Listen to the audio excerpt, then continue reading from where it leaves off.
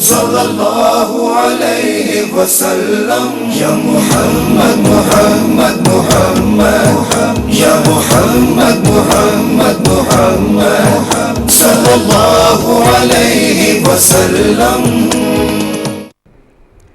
الحمدللہ رب العالمین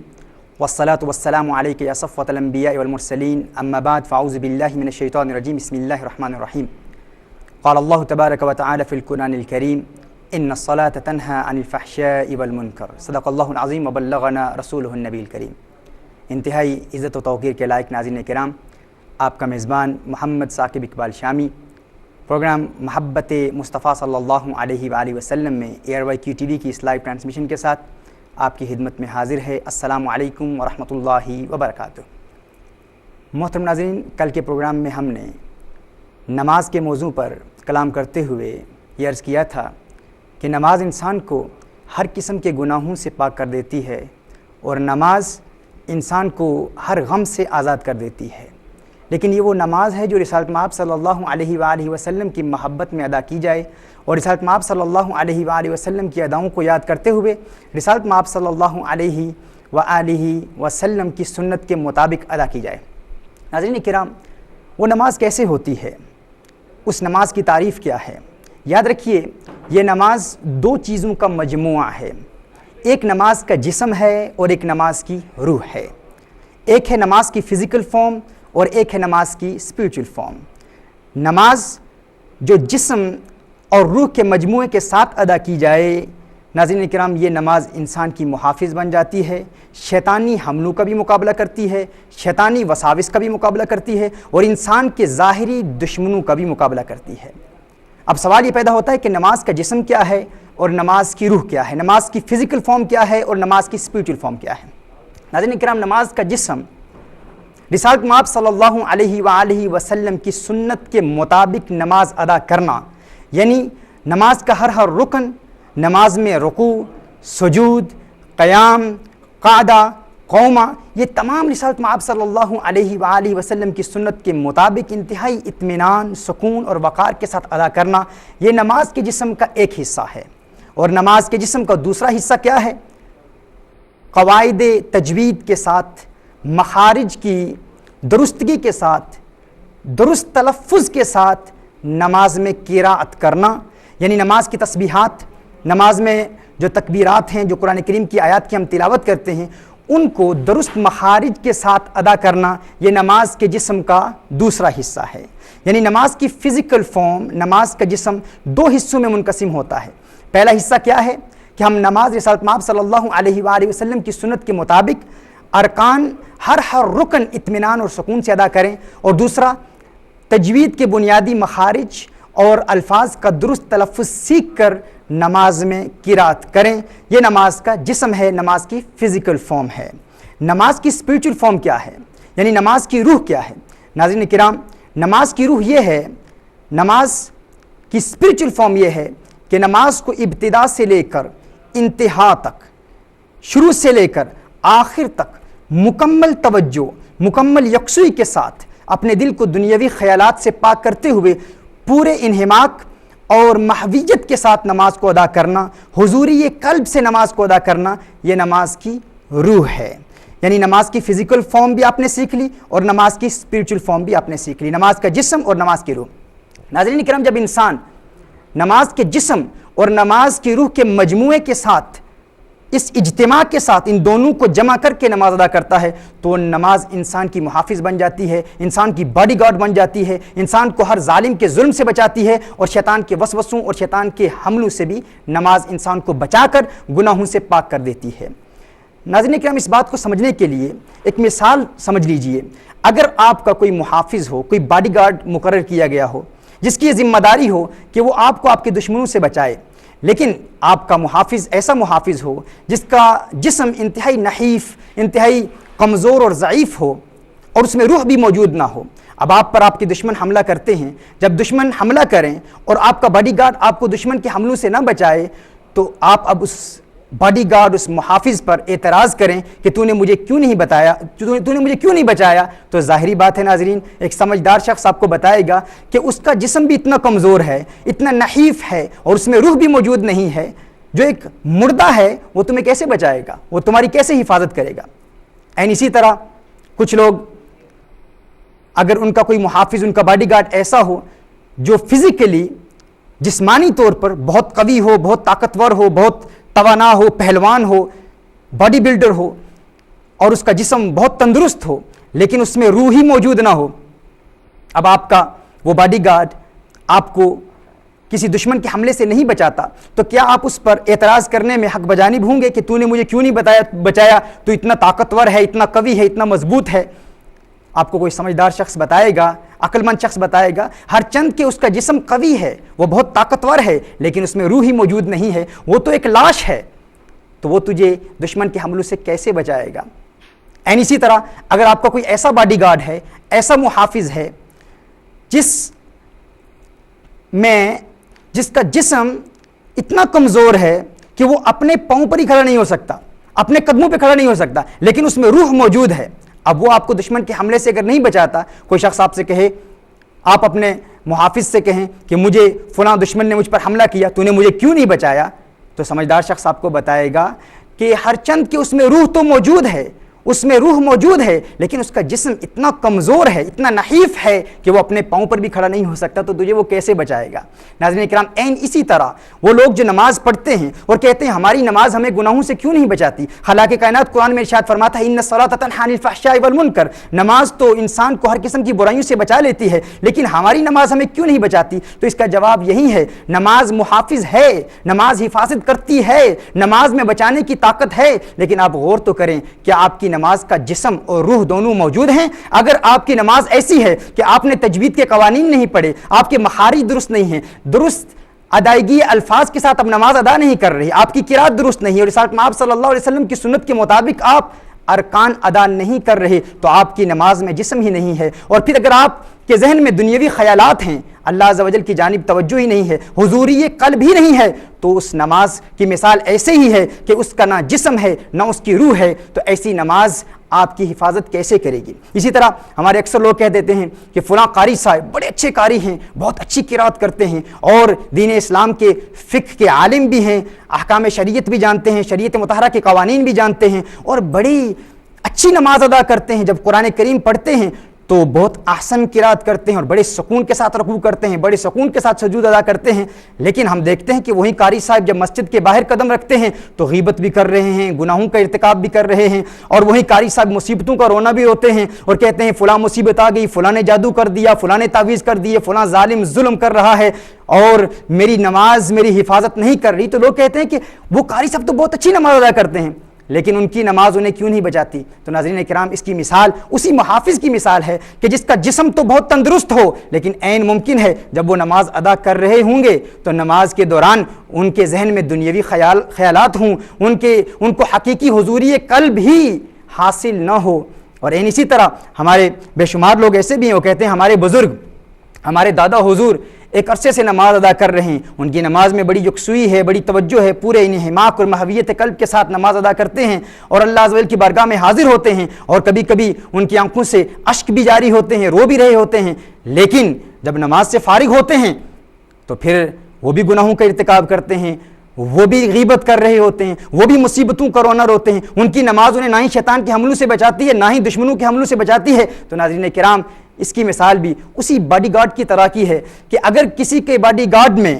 روح تو موجود ہو لیکن جسم کمزور ہو، عین ممکن ہے کہ وہ شخص جو نماز میں توجہ تو رکھتا ہے لیکن نماز کے دوران وہ تجوید کے مخارج کے ساتھ قرآن کریم کی تعلیمات، قرآن کریم کی آیات کو احسن طریقے سے نہیں پڑھتا، عین ممکن ہے کچھ الفاظ کا ایسا تلفظ کر دے جس سے اس کی نماز ہی باطل ہو جائے، نماز ہی فاسد ہو جائے۔ تو ناظرین کرام نماز وہی محافظ بنتی ہے جس نماز میں روح بھی موجود ہو، جس نماز کا جسم بھی موجود ہو، اور جسم اور روح کے مجموعے کے ساتھ جب انسان نماز ادا کرتا ہے تو وہ نماز انسان کی ایسی باڈی گارڈ بن جاتی ہے کہ وہ نماز انسان کو ہر دشمن کے حملے سے بھی بچاتی ہے اور شیطان کے حملوں سے بھی بچاتی ہے۔ جاتی ہے، اور وہ نمازی جب استقامت کے ساتھ ایسی نماز ادا کرتا ہے تو ناظرین کرام وہ گناہوں سے پاک ہو جاتا ہے، اور پھر اسے ایسا سکون قلب ملتا ہے، ایسا اطمینان قلب ملتا ہے، اسے ایسی وجدانی کیفیات ملتی ہیں، نماز میں ایسا سرور ملتا ہے کہ ناظرین کرام اسے نماز سے پیار ہو جاتا ہے۔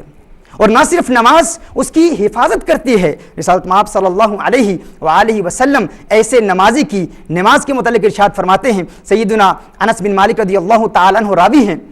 عن انس رضی اللہ تعالی عنہ قال قال رسول اللہ صلی اللہ علیہ وسلم من صلی الصلاة لوقتها واسبغ لها وضوءها واتم لها قيامها وخشوعها وركوعها وقعودها خرجت وهي بيداء مسفرة تقول حفظك الله كما حفظتني،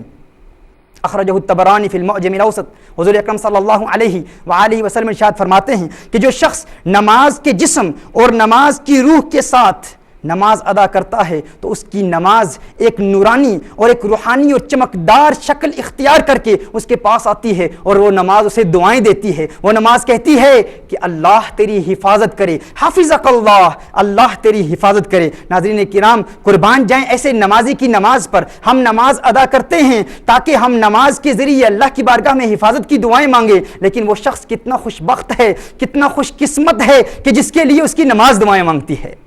سبحان اللہ، نماز حفاظت کی دعائیں بھی مانگتی ہے، نماز اس کی محافظ بھی بن جاتی ہے، اور ناظرین کرام نماز اسے ہر دشمن کے حملوں سے بچا بھی لیتی ہے۔ وہ سجدہ روح زمین جس سے کانپ جاتی تھی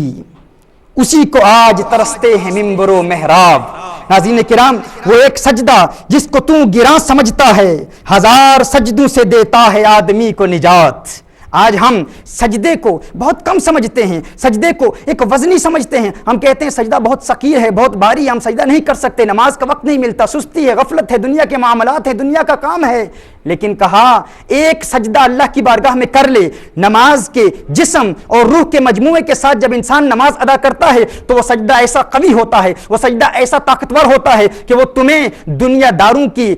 در پر جا کر سجدوں سے محفوظ کر لیتا ہے، در در کی ٹھوکریں کھانے سے تمہیں بچا لیتا ہے۔ ایک در کے اگر تم بن جاؤ، اللہ کی بارگاہ میں حاضری کا ایسا شرف حاصل کر لو اور ایسا روحانی سجدہ ادا کر لو جو رسالت مآب صلی اللہ علیہ وآلہ وسلم کی محبت کے ساتھ ہو، تو پھر در در دیے در در نالوں در بن جا ایک دردا۔ در در کی در در سے در مصطفیٰ کا در بن جا، در مصطفیٰ کا موتی بن جا، در مصطفیٰ صلی اللہ علیہ وسلم کا ہیرا بن جا، بازار مصطفیٰ میں بک جا۔ جب تیرا سودا بازار مصطفیٰ میں ہو جائے گا تو ایسا انمول ہو جائے گا، جب تک بکے نہ تھے کوئی پوچھتا نہ تھا، تم نے خرید کے انمول کر دیا۔ در در دیے در در نالوں۔ لوگ کہتے ہیں فلاں مشکل آ گئی، فلاں مصیبت آ گئی، فلاں تکلیف آ گئی،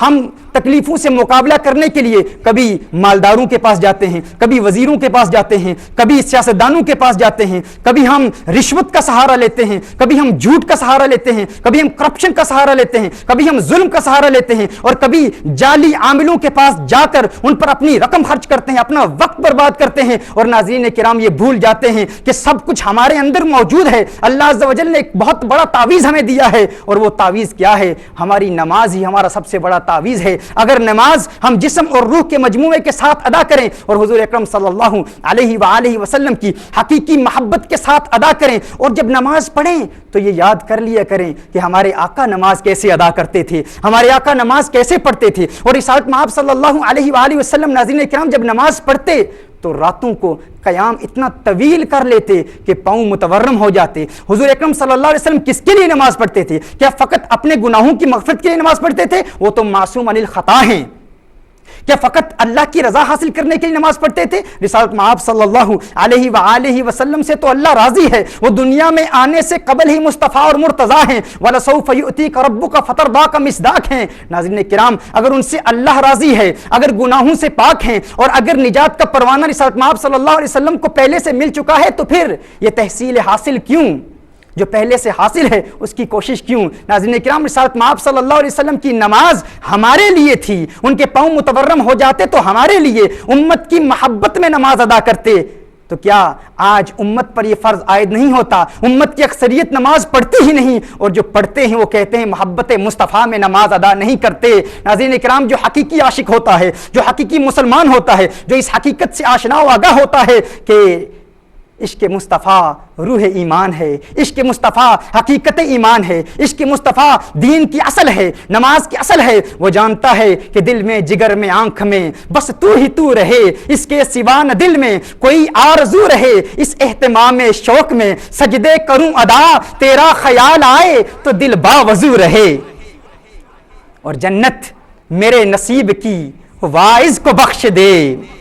ناظرین کرام، جنت سے ہمیں پیار ہے، جنت سے ہمیں محبت ہے، لیکن جنت سے بھی اسی لیے پیار ہے کیونکہ ہمارے آقا کو جنت سے پیار ہے۔ لیکن وہ واعظ جو سمجھتا ہے کہ محبت مصطفیٰ صلی اللہ علیہ وسلم کے بغیر جنت مل سکتی ہے، تو اس کے لیے کہا جنت میرے نصیب کی واعظ کو بخش دے، میرے کفن میں گیسوئے جانا کی بو رہے۔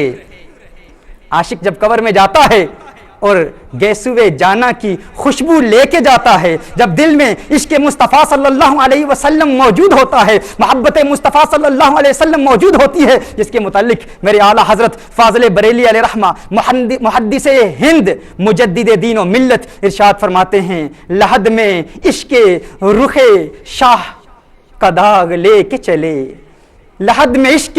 رخ شاہ کا داغ لے کے چلے۔ ناظرین کرام، جن کے دلوں میں مودت کی حرارت ہے، جن کے دلوں میں عشق کی تپش ہے،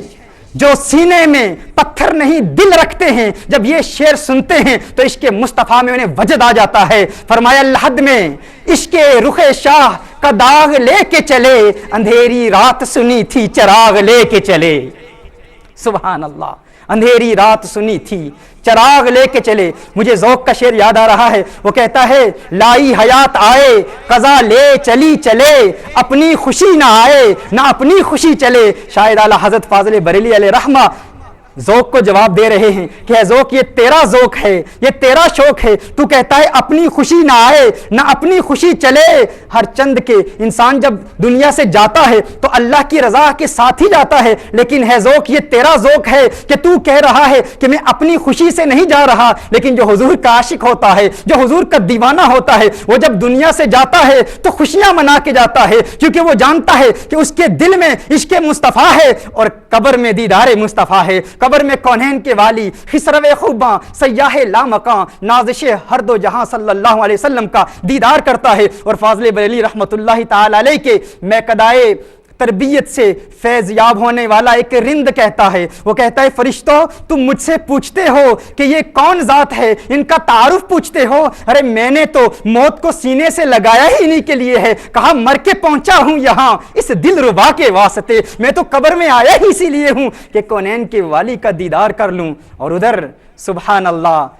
عارف کھڑی رومی کشمیر فرماتے ہیں واہ واہ موت محباں والی،